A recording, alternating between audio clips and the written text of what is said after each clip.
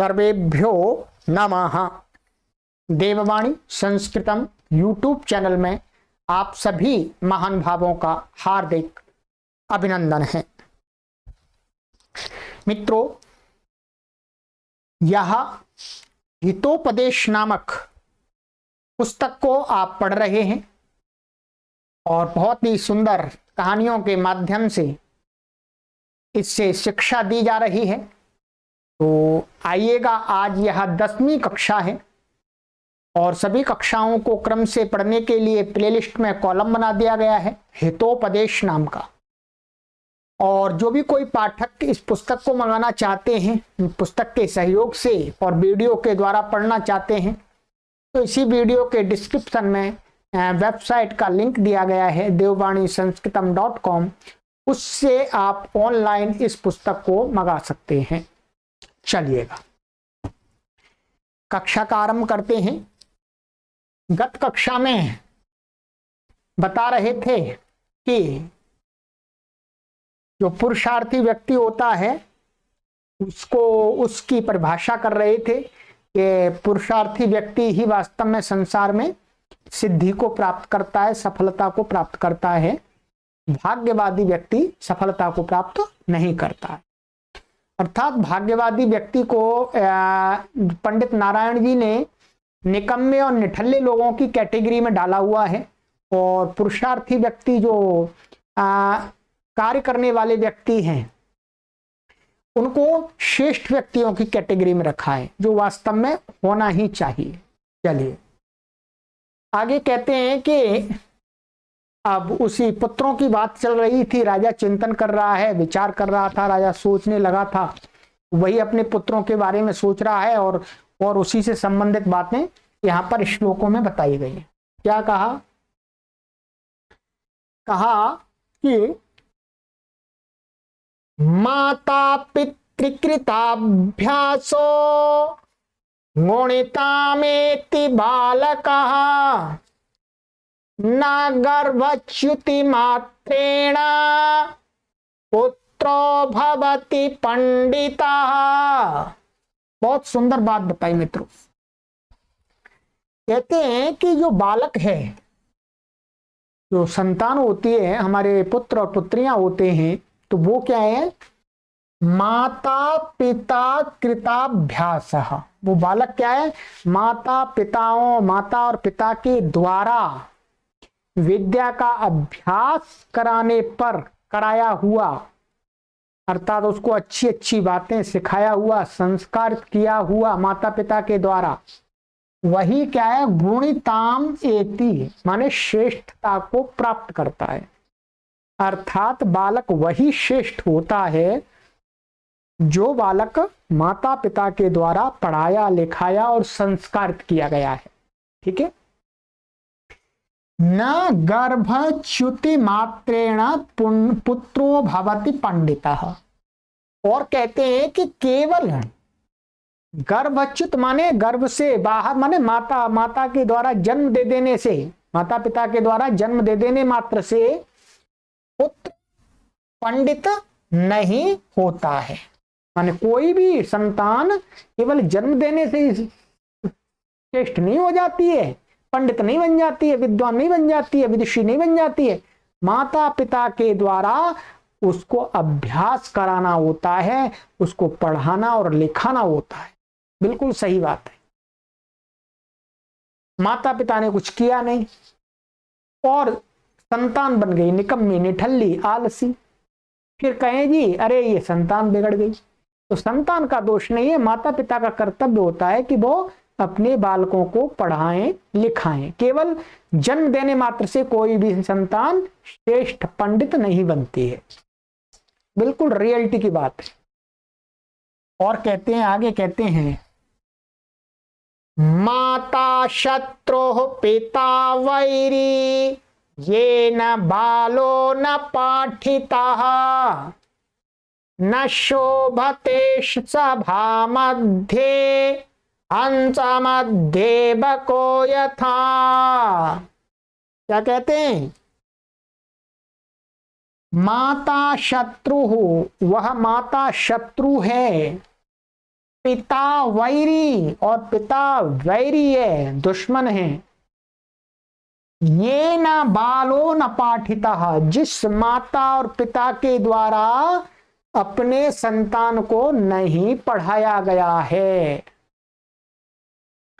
न शोभते सभा मध्य, ऐसे माता और पिता सभा के मध्य में, माने कहीं पर कम्युनिटी के बीच में, समाज के अंदर शोभा नहीं पाते।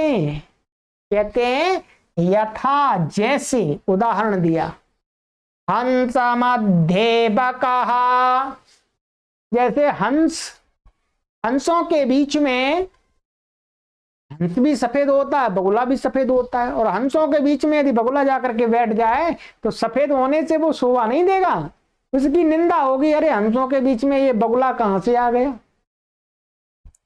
वैसे ही पढ़े लिखे लोगों में, जब जिन लोगों ने अपने बालकों को नहीं पढ़ाया है वो पहुंचेंगे तो उनको निंदा का पात्र होना पड़ेगा। लोग कहेंगे देखो इसने अपनी संतान को नहीं पढ़ाया। तो यही तो शत्रु माता है, पिता बैरी है। अर्थात जो माता पिता अपनी संतान को ठीक प्रकार से शिक्षित नहीं करते हैं, संस्कार नहीं करते हैं, उनको पंडित नारायण जी ने शत्रु और वैरी की श्रेणी में रखा है। शत्रु ही है वास्तव में। जन्म देने से कोई माता पिता श्रेष्ठ नहीं हो जाएगा, ठीक है। जन्म देकर के संतान को उसको शिक्षित करे, संस्कारित करे, तो पिता और माता बनने का जो लक्ष्य है वो पूरा होता है। चलिएगा आगे आ जाइएगा, और क्या कहते हैं। रूप यौवन संपन्ना विशाल कुल संभवा विद्याहीना न शोभन्ते निरगंधा इव किंशुकाः। क्या कहते हैं?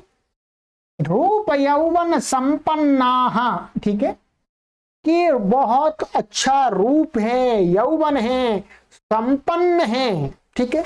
ऐसे विशाल कुल संभवा, और कुल बहुत बड़ा है, माने विशाल माने कुल, उनका जो कुल है वो श्रेष्ठ कुल है, श्रेष्ठ कुलों में उत्पन्न हुए, माने विशाल माने श्रेष्ठ कुल में संभवा उत्पन्न हुए, और रूपवान भी है, यौवन भी है, और संपन्न भी है, धन संपत्ति वाले भी है। ऐसी संतान है, ठीक है। क्या है? ऐसे लोग विद्याहीना न शोभन्ते, परंतु ये सारी चीजें सुंदर भी है, युवा भी है, धन संपत्ति भी है, ठीक है, संपन्न है, रूप यौवन आदि से संपन्न है खूब, और बड़े कुल में जन्म लिया है, परंतु क्या विद्याहीन है, विद्या पढ़ी नहीं है विद्या, तो वो लोग शोभा नहीं देते हैं, वो निंदा के पात्र बनते हैं समाज में। निर्गंधा इव किंशुकाः, कहते हैं जिस प्रकार से निर्गंधा माने गंध से रहित जो किंशुक होता है, पलाश होता है, पलाश के वृक्ष होते हैं, तो वो क्या है, पलाश के वृक्ष पर जो फूल होते हैं, जो किंशुका जो फूल होते हैं वो बहुत सुंदर होते हैं, बहुत सुंदर होते हैं, परंतु उसको सूंघते हैं तो कोई खुशबू नहीं होती है, उसमें कोई खुशबू नहीं होती है, तो वो जंगल में खड़े रहते हैं, उनका कोई महत्व तो नहीं है, फूल कितने भी सुंदर लगते हैं, लाल लाल फूल लगते हैं एकदम, परंतु सूंघो तो कोई खुशबू नहीं है कोई स्मेल ही नहीं है उसके अंदर, ठीक है। तो निर्गंधा किंशुकाः माने जो पलाश के फूल हैं वो निर्गंध माने गंध से रहित होते हैं, उनका कोई महत्व तो नहीं होता है, निंदा को प्राप्त होते हैं, उनको कोई ज्यादा इंपोर्टेंस नहीं मिलती है। वैसे ही रूप यौवन और संपन्न, रूप यौवन से संपन्न हुए विशाल कुल में जन्म लेने वाले लोग यदि अविद्वान है, मूर्ख हैं, पढ़े लिखे नहीं है, तो वो निंदा के पात्र ही बनेंगे। चलिए आगे क्या कहते हैं।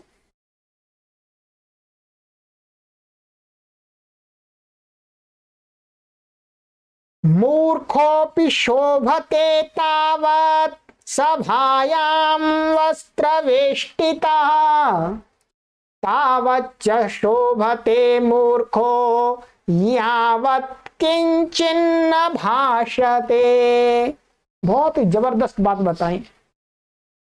कहते हैं कि मूर्खोऽपि शोभते तावत् सभायां वस्त्रवेष्टितः, कि मूर्ख व्यक्ति भी मूर्खापि मन मूर्ख व्यक्ति भी क्या है, सभायाम माने सभा में, तावत तब तक शोभित, तब तक शोभते शोभा पाता है, वस्त्र वेष्टिता माने मूर्ख व्यक्ति अच्छे कपड़े पहना हुआ, क्या है मान मूर्खा वस्त्र वेष्टिता अपि सभायाम तावत शोभते। ठीक है, ऐसा इसका अन्वय होगा कि वस्त्र वेष्टिता मूर्खा अपि सभायाम तावत शोभते, कि मूर्ख व्यक्ति भी अच्छे कपड़ों को पहने हुए भी सभा में तब तक ही शोभा देता है, तब तक, कब तक अभी बता रहे हैं आगे, तावच्च शोभते मूर्खा यावत् किंचन न भाषते। तो सभा में तब तक ही शोभा देता है जब तक कुछ बोलता नहीं है, और जैसे ही उसने बोलना चालू किया तो उल्टा सीधा बोलेगा, गलत बोलेगा, लोग समझ जाएंगे रे तो मूर्ख है, कपड़े धारण कर लिए इसने तो धोती कुर्ता पहन लिया है, चोटी लगा ली है, तो वास्तव में पूरा मूर्ख है। लोग उसको हटाएंगे, भाई हट, भाग यहां से, सभा से भागो, भागो जल्दी, तुम्हारा कोई काम नहीं है, तुम तो नकली विद्वान हो, तुम तो कपड़ों से अपनी। समाज में ऐसा ही आज हो रहा है, ऐसा ही हो रहा है। मूर्ख लोग हैं बहुत अधिक, परंतु कपड़ों को धारण करके अपने आप को बहुत बड़ा ज्ञानी बताना चाह रहे हैं, परंतु जब अंततः जब वो कुछ बोलते बताते हैं तो उनका जो बोलते पोल खुल जाती है, फिर लोग उनको दुत्कार देते हैं, भगा देते हैं, चलो भागो यहां से, तुम्हारा कोई काम नहीं है। ठीक है, चलिएगा, कहते हैं कि एक चिंतयित्वा स राजा पंडित सभाम कारितवान। राजा ने ये इतनी सारी बातें सोच करके, ये सब तो सोच रहा था, काफी 10 कक्षाएं 10वीं कक्षा चल रही है आज, सोचते सोचते, तो सोच करके कहते हैं एक चिंतयित्वा, ये तो मैं यह सब सोच करके मन वह राजा पंडित सभाम कारितवान, माने अपने राज्य में पंडित लोगों की, विद्वान लोगों की सभा को कारितवान माने करवाई, पंडित लोगों की सभा करवाई, भाई उनको बुलाया। ठीक है, राजोवाच, जब सभा करवाई सभी लोग पंडित लोग आ गए, संसद में बैठ गए, तो कहते हैं तब राजा उवाच, तब राजा ने कहा, तब राजा ने उनको कहा पंडितों को, भाई ठीक है, भो भो पंडिता, भो पंडिता, हे पंडित लोगो, हे विद्वान लोगो, श्रूयताम, सुनो, सुनो भाई सुनो, तुमको किस लिए बुलाया गया है। ठीक है, सुन लो पहले। अस्ति कश्चिदेवं भूतो विद्वान् यो मम पुत्राणां नित्यमुन्मार्गगामिनाम् अनधिगत शास्त्राणाम् इदानीं नीतिशास्त्रोपदेशेन पुनर्जन्म कारयितुं समर्थः। ठीक है, का अस्ति कश्चित् एवं भूतः विद्वान, भाई सभा के अंदर हजारों पंडित लोग बैठे हुए हैं, विद्वान हुए हैं, कश्चित माने कोई, एवं भूता माने इस प्रकार का, विद्वान है कोई यहां पर,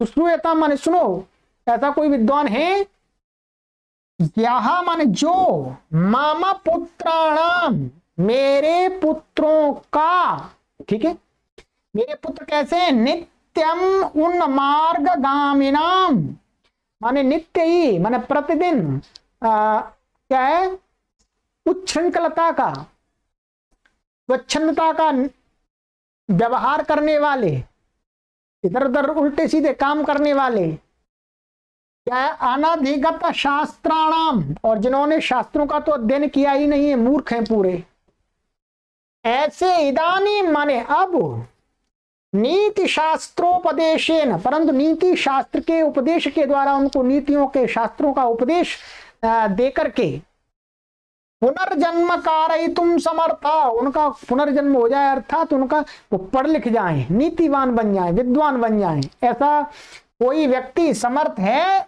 आप लोगों में से कोई पंडित ऐसा है जो नीति शास्त्र के उपदेश से उन मेरे मूर्ख पुत्रों को सुधार कर दे, उनका नया जन्म कर दे? कोई है क्या?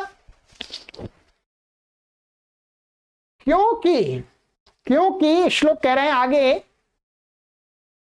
यतः, यथा का अर्थ है क्योंकि, जैसे काचः कांचन संसर्गात् धत्ते मारकतीं द्युतिं तथा सत्सन्निधानेन मूर्खो याति प्रवीणताम्। कहते हैं कि भाई देखो, काचः कांचन संसर्गात् मारकतीम द्युतिम धत्ते। कांच माने जो कांच होता है, सामान्य कांच होता है, जो शीशा होता है कांच, वह कांचन संसर्गात माने कंचन माने कांचन माने जो सोना, सोने के संसर्ग से माने सोने के सानिध्य को पा करके, सोने के पास में उसको रख देंगे कांच को, तो क्या है, मारकतीम द्युतिम धत्ते, वो भी क्या है, जो मरकतमणि होती है, वो जैसे चमकती है, वो वाली चमक को वो प्राप्त कर लेता है। कांच भी वैसा ही चमकता है। तथा माने उसी प्रकार से क्या है, मूर्खः माने मूर्ख व्यक्ति भी सत्सन्निधानेन माने श्रेष्ठ लोगों के समीप से, प्रवीणताम मान निपुणता को याति माने प्राप्त कर लेता है, वो भी निपुण बन जाता है। श्रेष्ठ लोगों का जब सत्संगति करेगा तो वो भी निपुण हो जाता है। जैसे कांच सोने के सानिध्य से कांच मरकतमणि के समान चमकने लगता है, वैसे ही मूर्ख व्यक्ति भी साधु संत पुरुषों के सानिध्य को पा करके श्रेष्ठ बन जाता। चलिए आगे आ जाइएगा। और कहते हैं उक्तंच, और कहा भी गया है, क्या कहा है,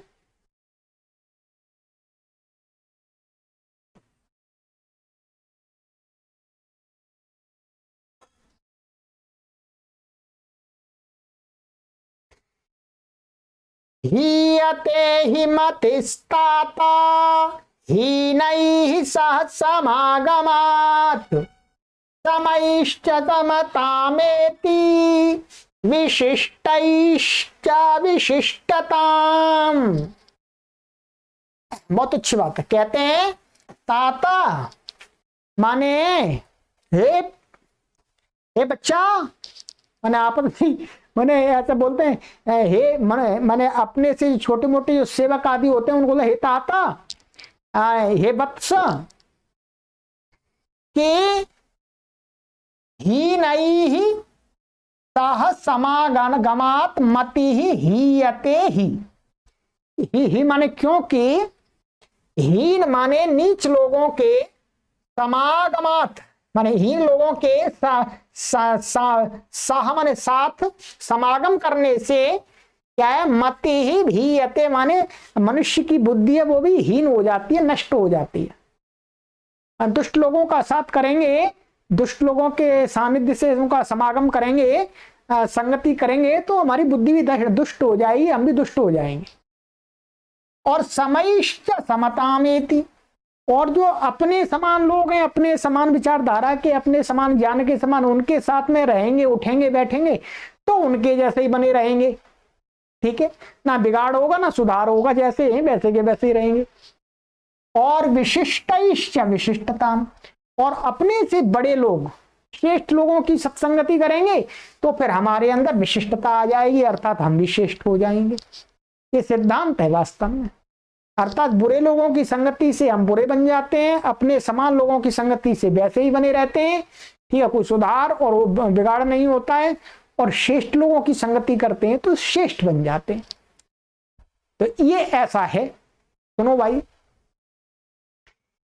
अत्रांतरे विष्णु शर्म नामा महापंडिता सकल नीति शास्त्र तत्वज्ञो बृहस्पति रेवा ब्रवीत।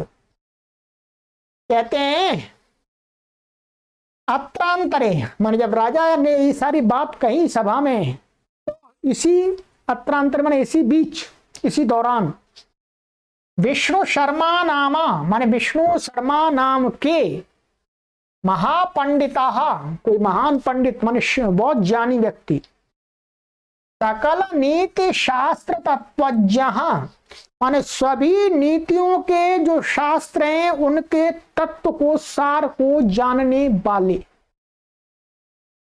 बृहस्पति रेवा अब्रवीत, माने और कैसे हैं वो, बृहस्पति के समान है। जैसे बृहस्पति माने बृहस्पति आचार्य को बहुत बड़ा माना जाता है, इसी काल में हुए होंगे बहुत बड़े ज्ञानी, संसार के लोगों को उन्होंने हरा दिया होगा अपने तर्कों से। तो बृहस्पति की उपमा श्रेष्ठ आचार्य के लिए दी जाती है। तो बृहस्पति ही एवं माने बृहस्पति के समान विष्णु शर्मा नाम के जो महापंडित जी थे, अब्रवीत, वो बोले भाई राजा को बोले, भाई हिम्मत करके, दूसरे तो चुपचाप बैठे रहे, भाई कहीं दंड ना दे दे राजा, कुछ गलती से निकल गया उल्टा सीधा और मैंने बोल दिया कि भाई मैं सुधार दूंगा, नहीं सुधार पाया तो राजा तो फांसी लगवा देगा। डर के मारे कोई नहीं बोला, परंतु विष्णु नाम के पंडित थे, वो बोल दिए, उन्होंने कहा देवा, हे श्रेष्ठ राजा, हे श्रेष्ठ राजा, महाकुल संभूता एते राजपुत्रा तन्मया नीतिम ग्राहयितुम शक्यन्ते। ऐसा है राजा ना, सुनो भाई, महाकुल संभूता एते राजपुत्रा, माने महान कुल में उत्पन्न हुए ये राजपुत्र, माने तुम राजा के बेटे हैं, ये जो तुम्हारे मूर्ख बेटे हैं ये राजपुत्र हैं।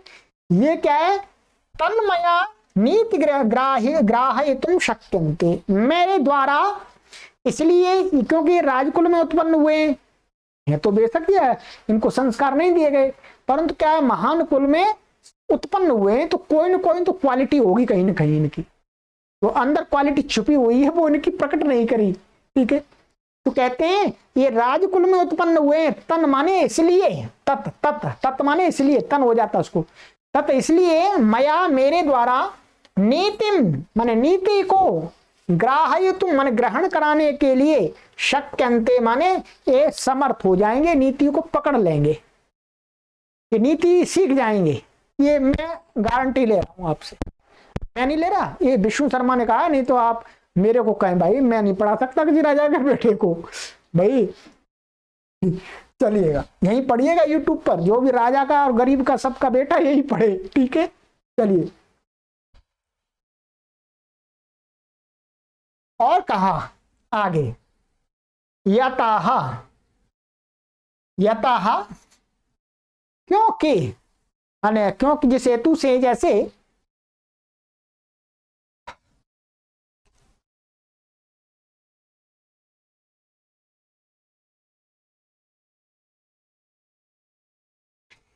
ना द्रव्ये निहिता काचित् क्रिया फलवती भवेत्, न व्यापारशते नापि शुकवत् पाठ्यते बकः।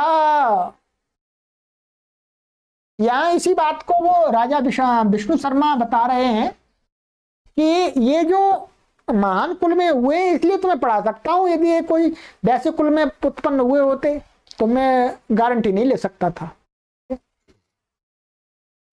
क्योंकि ऐसा है, ना अद्रव्ये निहिता काचित क्रिया फलवती भवेत्, माने अद्रव्ये माने अयोग्य, अयोग्य अर्थात अपात्र में, माने कुपात्र में काचित क्रिया निहिता फलवती न भवेत।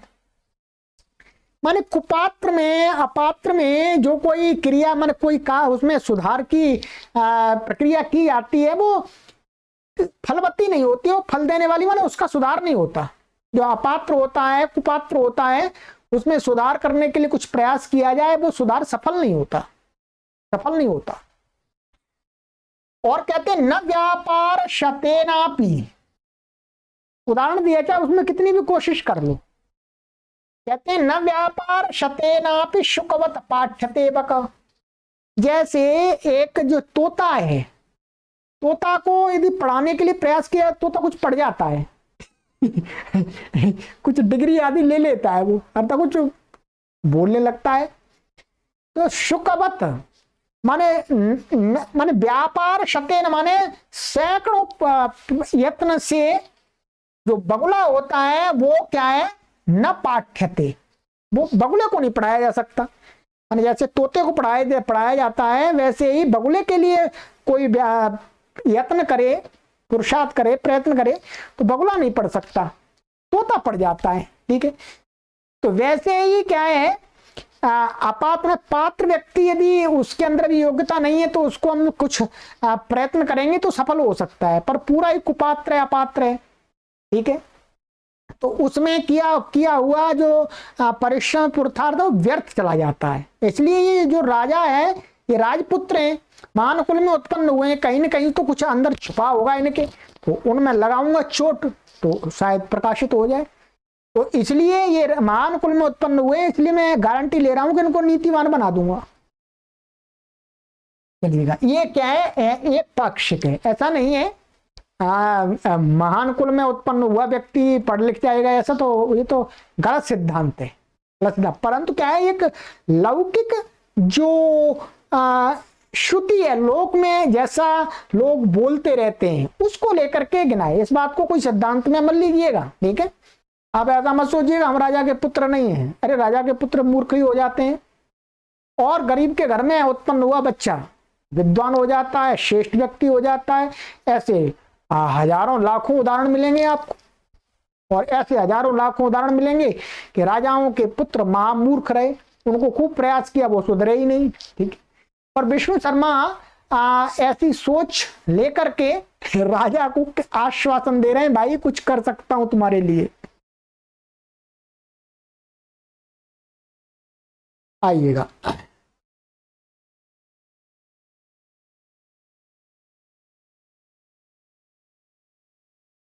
अन्यच्च, अन्यच्च कहते हैं कि बहुत बहुत उदाहरण दे रहे हैं विष्णु शर्मा कह रहे हैं अन्यच्च माने और भी है ऐसा ही ऐसी बात। अस्मिंस्तु निर्गुणम गोत्रे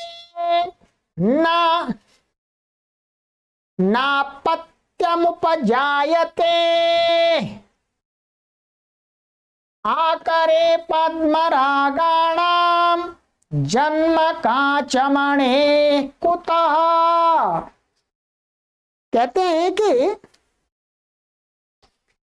अस्मिंस्तु गोत्रे निर्गुणम अपत्यम न उपजायते, माने जो राजा का गोत्र है, राजा का कुल है, इस कुल में निर्गुण अपत्य माने मूर्ख अपत्य, माने उस समय राजाओं की इतनी पावर रहती थी भाई।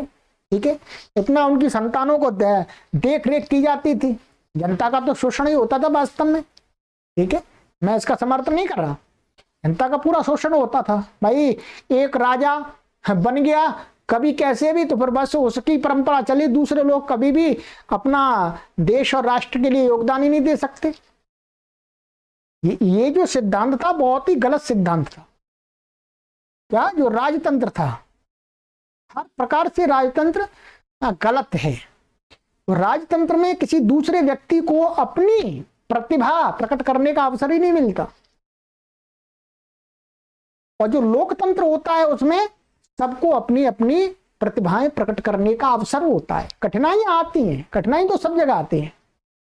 तो ये राजतंत्र के काल की बात चल रही है। ठीक है, तो राजतंत्र के काल में जिस प्रकार के व्यवहार होते थे, कार्यकलाप होते थे, क्रियाकलाप, वो सारे यहां बताए जा रहे हैं। परंतु राजतंत्र को हम कभी भी समर्थन नहीं करते, हम समर्थन करते हैं लोकतंत्र को। लोकतंत्र समाज के प्रत्येक व्यक्ति को अपनी प्रतिभा को प्रकट करने का अवसर प्रदान करता है। संघर्ष करके कोई भी व्यक्ति अपनी प्रतिभा को प्रकट कर सकता है, अपना योगदान दे सकता है। ऐसा ही समाज होना चाहिए, सबको अपनी अपनी प्रतिभा को प्रकट करने का अवसर देना चाहिए। तो कहते हैं कि राजतंत्र की बात है भाई, तो कहते हैं कि ये जो तुम्हारा कुल है, गोत्र है, इसमें कोई निर्गुण अर्थात गुणहीन व्यक्ति तो पैदा हो ही नहीं सकता।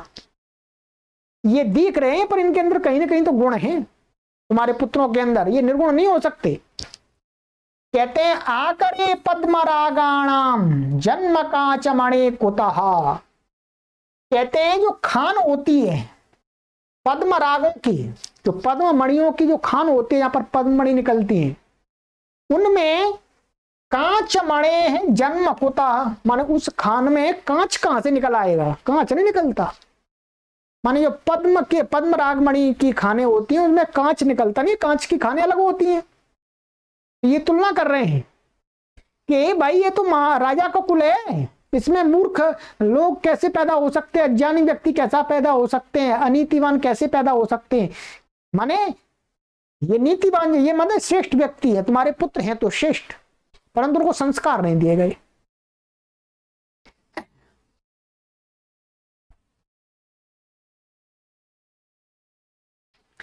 अतो अहम क्षणमाशाभ्यंतरे तव पुत्रान् नीति शास्त्राभिज्ञान करिष्यामि।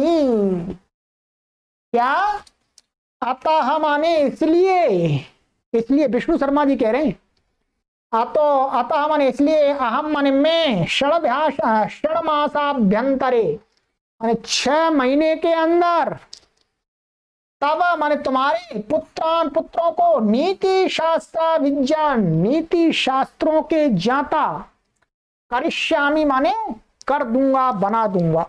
ये तुम्हारे मूर्ख पुत्र हैं, इनको मैं 6 महीने के अंदर नीतिमान बना दूंगा, ज्ञानी बना दूंगा, इनको श्रेष्ठ बना दूंगा, विद्वान बना दूंगा। पहले के लोग ऐसा ही था जी, ऐसा ही चलता था। राजा और विद्वान लोग बस उनकी उसी में लगे रहते थे। प्रजा का कल्याण तो कम करते थे, बस अपना राजा के सामने अपनी वो करते थे। विद्वान तो थे परंतु अपनी विद्वत्ता को सारा उपयोग राजाओं के लिए करते थे, क्योंकि इस प्रकार की व्यवस्था बना रखी थी। ठीक है, चलिएगा। हाँ, अब तो YouTube ने बदल दी व्यवस्था, तो लाभ लीजिएगा, सभी लोग अपनी अपनी प्रतिभा को प्रकट कीजिएगा। चलिए, तो का राजा सविनयम पुनः उवाच। राजा ने सविनय माने हाथ जोड़ करके, पुनः माने फिर, उवाच माने बोला, राजा बोला।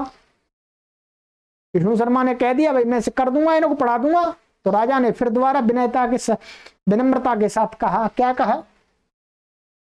श्लोक कहा।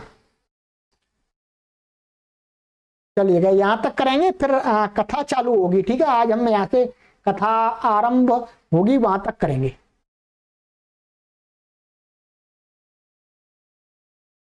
कीटोपि सुमन संगादारोहति सतां शिशिरः।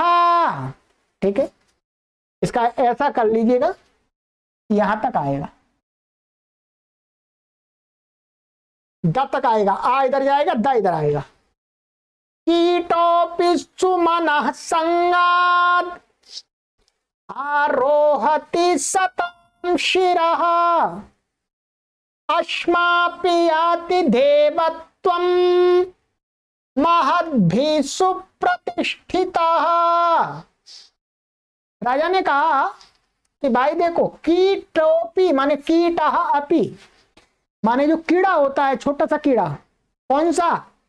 सुमनः संगात माने जो फूलों पर छोटे छोटे कीड़े लगे रहते हैं, तो फूल के सानिध्य से, फूल के साथ लगे रहने से वो छोटे छोटे कीड़े भी क्या है, सताम शिराह आरोहति, माने श्रेष्ठ लोगों के सिर पर वो भी आरोहति माने सवार होते हैं, हमारे सिर पर रहते हैं। तो फूलों का जो मुकुट होता है वो सिर पर लगाया जाता है, तो वो कीड़े भी उसमें लगे रहते हैं, तो ऊपर ही सवार होते हैं मनुष्य के। छोटे छोटे कीड़े होते हैं परंतु नीचे नहीं, वो ऊपर रहते हैं सिर पर श्रेष्ठ लोगों के। क्यों? क्योंकि फूल की संगति है, फूल के साथ वो जुड़े हुए हैं। फूल में कहते हैं अश्मापि आति देवत्वम महद भी सुप्रतिष्ठिता। और जो पत्थर है, पत्थर है वह भी क्या है, महद भी सुप्रतिष्ठिता अश्मा अपि देवत्वम याति, माने श्रेष्ठ लोगों के द्वारा प्रतिष्ठित माने पूजित जो पत्थर होता है वो भी देव बन जाता है। भाई बड़े बड़े लोग जिस पत्थर की पूजा करते हैं तो लोग फिर उसको देवता ही मान लेते हैं। अरे भाई ये देव है, पर यहाँ तो अनगिनत देव हैं, पूरी दुनिया में अनगिनत देव हैं। ठीक, तो पूरी दुनिया में अनगिनत देव एक बता रहे हैं उदाहरण। समाज की धारणा ऐसी है कि पत्थर को भी देवत्व के स्थान में सम्मान मिल जाता है, देवत्व का, जब श्रेष्ठ लोग उसकी पूजा करते हैं तो। ठीक है, श्रेष्ठ लोग मतलब जिसके ऊपर पानी चढ़ा देंगे, जिस पत्थर के ऊपर फूल डाल देंगे वो देव बन जाता है। पत्थर, जड़ पत्थर भी देव बन जाता है, देवत्व का स्थान प्राप्त कर लेता है। ठीक है, और वैसे ही और वो कीड़े का 2 उदाहरण दे दिए, समाज में ये दोनों उदाहरण हैं। ठीक है, ऐसा ही है वास्तव में।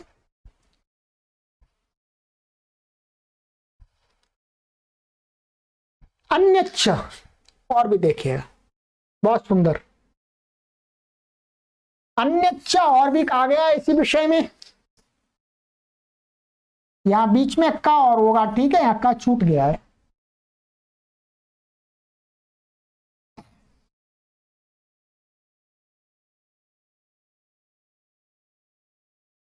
यथोदय गिरेर्द्रव्यम सन्निकर्षेण दीप्यते तथा सत्सन्निधानेन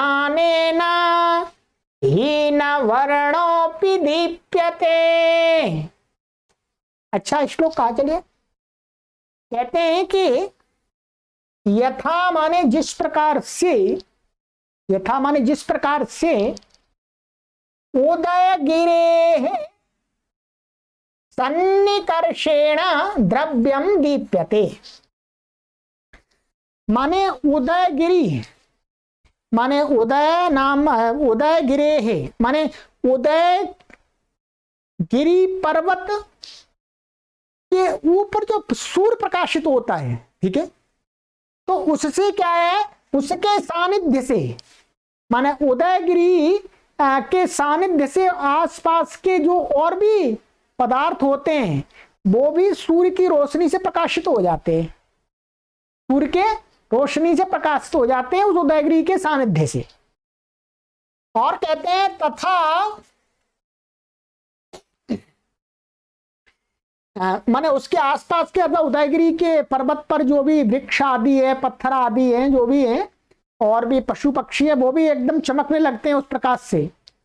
तथा माने उसी प्रकार से सत्सन्निधानेन माने श्रेष्ठ, सत माने श्रेष्ठ लोगों के सन्निधान माने सामीप्य से हीन वर्णः माने हीन वर्ण माने नीच व्यक्ति भी दीप्यते, दीप्यते माने वो भी प्रकाशित होने लग सकता है, होने लगता है, वो भी श्रेष्ठ बनने लगता है। हाँ ये तो ठीक है, ठीक है, बिल्कुल। अच्छे लोगों के सानिध्य से जो नीच व्यक्ति, अज्ञानी व्यक्ति भी अच्छे अच्छे गुणों को धारण करना प्रारंभ कर देता है। और अंतिम श्लोक है इसका, ठीक है, फिर आगे कथा चालू होगी, फिर विष्णु शर्मा राजा के पुत्रों को कहानियां सुनाएंगे, मैं आपको सुनाऊंगा। गुणा गुणज्येषु गुणा भवन्ति ते निर्गुणं प्राप्य भवन्ति दोषाः आस्वाद्य तोयाः प्रवहन्ति नद्यः समुद्रमासाद्य भवन्त्यपेयाः। ये बहुत अच्छा श्लोक है। ये भी कहते हैं कि गुणाः माने जो गुण होते हैं, क्वालिटी होती है, क्या है? गुणज्ञेषु माने गुणों को जानने वाले, गुणों को जानने वाले जो लोग हैं उनमें गुणा भवंती, माने गुणों को जानने वाले लोग होते हैं वो क्या है? जो गुणों की महत्ता को जानते हैं, तो उनमें वो गुण क्या है? गुण ही होते हैं वास्तव में। उनको गुणों का ही स्थान प्राप्त रहता है गुणियों के अंदर। ठीक है, वही गुण। ठीक है, माने गुणज्ञ माने जो गुणी लोग हैं, गुणों को जानने वाले लोग हैं, गुणज्ञ हैं, उनके अंदर जब वो गुण रहते हैं तो वो गुण ही रहते हैं, माने अच्छे ही रहते हैं वो, माने गुण ही वो गुणों की दृष्टि से ही देखे जाते हैं। और ते माने वे ये गुण निर्गुणम प्राप्त, किसी मूर्ख व्यक्ति के उसको धारण कर ले। ठीक है, दोषा भवंती, फिर माते जो वो दोषी बन जाते, माने मूर्ख व्यक्ति माने अविद्वान व्यक्ति के पास में उसकी दृष्टि में ऐसा कह सकते हैं, अथवा वो गुणों का उपयोग मूर्खता के लिए ही करता है, तो वो दोषी रहते हैं, वो गुण भी दोषी बन जाते हैं। कैसे कहते हैं? एक उदाहरण देते हैं। आस्वाद्य तोयाः नद्यः प्रवहन्ति। ठीक है, माने पानी माने आस्वाद मीठे पानी वाली, मीठे पानी के पीने योग्य वाली जो नदियां हैं वो प्रवहन्ति, बहती हैं अच्छी होती है, पानी लोग पी लेते हैं उनका। ठीक है, नदियों का पानी पीते हैं। परंतु समुद्रमासाद्य भवन्त्यपेयाः, माने उन नदियों का पानी क्या है? वो नदियों का पानी, वो जब नदियां अपना पानी समुद्र में जाके उनका पानी गिर जाता है, समुद्र में मिल जाता है, तो क्या है? भवन्ति अपेया, वही नदियां क्या है? अपेय हो जाती हैं, फिर उनका पानी कोई नहीं पी सकता। अर्थात समुद्र का पानी खारा होता है, खारे में मीठा मिल गया तो उस पानी कोई नहीं पीता, फिर वो नदियां अपेय हो जाती हैं। वैसे ही जब गुण गुणियों के पास रहते हैं तो लोग उनको धारण कर लेते हैं, और वही गुण यदि मूर्ख व्यक्ति के पास में चले जाएंगे, अज्ञानी के व्यक्ति, तो लोग उनको गुणों को नहीं लेते हैं। भाई ये मूर्ख है, भाई इससे नहीं लेना। ऐसा ही होता है कि कोई मूर्ख व्यक्ति है, वो कोई अच्छी बात भी बता रहा हो तो कोई मानता नहीं है। ठीक है, चलिएगा आगे कहते हैं, तद एतेषाम् अस्मत्पुत्राणां नीतिशास्त्रोपदेशाय भवन्तः प्रमाणम्।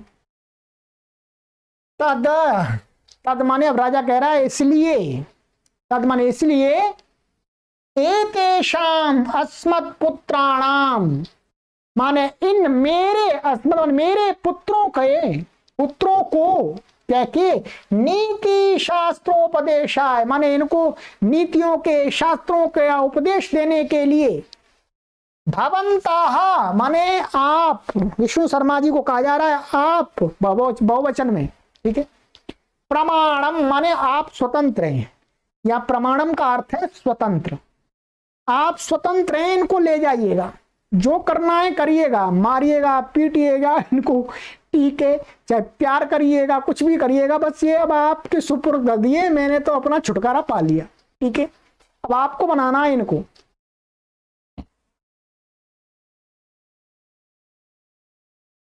इत्युक्त्वा तस्य विष्णु शर्मणो बहुमान पुरस्सरम पुत्रान् समर्पितवान। कहते हैं इत्युक्त्वा, ऐसा ऊपर वाला वाक्य कह करके कि भाई अब आप ही स्वतंत्र हैं, ले जाओ इनको। तस्य माने उस विष्णु शर्मा नाम के पंडित महाराज जी का, बहुमान पुरस्सरम माने बहुत अच्छी प्रकार से सम्मान पूर्वक पुत्रान समर्पितवान, लो जी गुरुजी आप ही ले जाओ इनको जो भी करना है करो, मेरा तो पिंडा छोड़ दो, छूटा आज से, ठीक है, बनाओ इनको विद्वान, ठीक है। और विष्णु शर्मा को समर्पित कर दी, ठीक है, अपने पुत्रों को विष्णु शर्मा नाम के पंडित जी को समर्पित कर दिया। चलिएगा, इति कथा मुखम, अब ये मित्रलाभा नाम की कथा चालू होगी, उसका ये कथा मुक्ता माने भूमिका थी अभी तक। अब कथा पर कथा चलेंगी, आनंद तो अब भी आ रहा था, आनंद अब और ज्यादा 100 गुना आनंद आएगा, ठीक है। तो चलिएगा, अब विष्णु शर्मा महाराज जी राजा के पुत्रों को विद्वान बनाने के लिए 6 महीने में विद्वान बनाना है मित्रों। अब आप भी अपने पुत्रों को विद्वान बना सकते हैं 6 महीने में ठीक है, बना सकते हैं अपने पुत्र और पुत्रियों को, सुनते रहेंगे लगातार तो, ठीक है। 6 महीने से पहले ही मैं समाप्त कर दूंगा, ठीक है। तो 6 महीने में आप अपने पुत्र और पुत्रियों को अच्छा श्रेष्ठ बना सकते हैं, अवसर है आपके लिए, ठीक है। चलिएगा, चलिए इतना मैंने आपका कंप्लीट कर दिया, ठीक है, और जितना आपको जरूरत है उतना हमने बताया, इतना ही काफी है, ठीक है। चलिए आगे की कक्षा में मिलते हैं मित्रों। सभी लोग सभी कक्षाएं देखें तो और उनको लाभ होगा, और हम आप सभी से निवेदन करते हैं मित्रों, लाइक अवश्य किया करें, जिससे YouTube चैनल के सिस्टम को लगे कि एक अच्छा कार्य हो रहा है, और अधिक से अधिक लोगों तक ये वीडियो पहुंचाइएगा, ठीक है। चलिए, सर्वेभ्यो नमः।